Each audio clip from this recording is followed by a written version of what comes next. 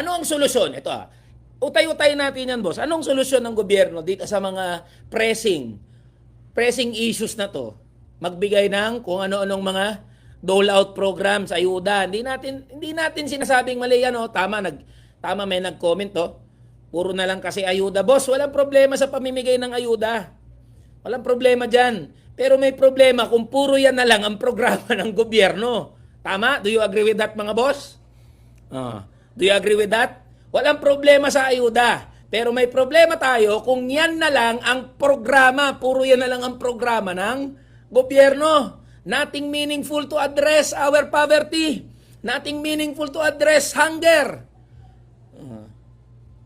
Ano lang yan one time, big time lang yan What will happen after you receive ayuda? Diba? Tas ang problema, ito pa. Patulan natin yung usapin na yan. Sabi, inulit na naman to kahapon ata inulit. Sabing gano'n patunayan ninyo na hindi daw napupolitika ang ayuda. Patunayan daw na hindi kinukurakot ang ayuda. O sige, babalik namin yan sa inyo. Ilabas nyo yung listahan ng AKAP. Ilabas nyo yung listahan yan. Ilabas nyo lahat ng beneficiary ng mga nakatanggap ng ayuda ninyo. Diba? Ilabas nyo yan. Tignan natin, i-validate natin. Last year pa Last year pa inahamon yan Last year pa inahamon yung national budget. Last year pa inahamon na ilabas yung listahan ng ayuda. Sige nga, ilabas nyo nga yan. Tignan natin kung sino ang mga benepisyaryo ng ayuda na yan. Diba?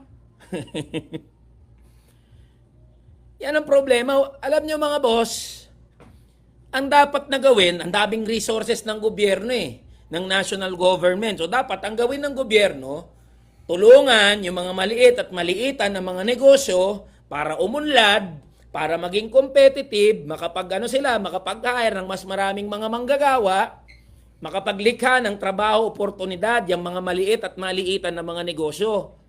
Bigyan ng maraming incentives. Wag na yung malalaki. Yung malalaking mga negosyo, puro payaman na yung mga yan Ba? Tapos, itaas yung sahod ng mga manggagawa, pababain yung presyo ng bilihin. Paano itataas sahod ng mga manggagawa? Buwagin nyo yung provincial rate. Pag binuwag yung provincial rate, ang laking kaginhawaan yan. Yan dapat pinag-uusapan. Diba? Yan dapat pinag-uusapan. Buwagin provincial rate. Ipantay, minimum wage, Luzon, Visayas, Mindanao, NCR. Babaan yung presyo ng bilihin. Tanggalin nyo yung buwis sa ganito, tanggalin nyo yung buwis sa ganyan. Yan ang magpapababa sa presyo ng bilihin. Taas nyo sahod ng mga manggagawa, tanggalin nyo yung provincial rate. Huwag puro ayuda, puro ayude. Anong tinuturo ninyo sa mamamayang Pilipino? Diba?